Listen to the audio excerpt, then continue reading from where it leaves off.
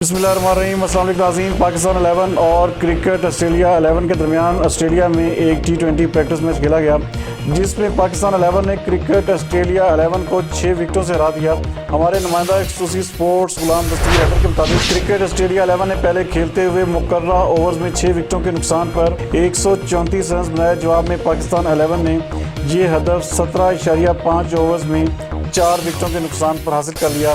Match के man of the match Shadab Khan रहे, जिन्होंने 4 ओवर्स में 30 रन देकर 3 विकेटें हासिल की। मजीद इस हवाले से देखते हैं गुलाम दस्तगीर हैदर की ये रिपोर्ट।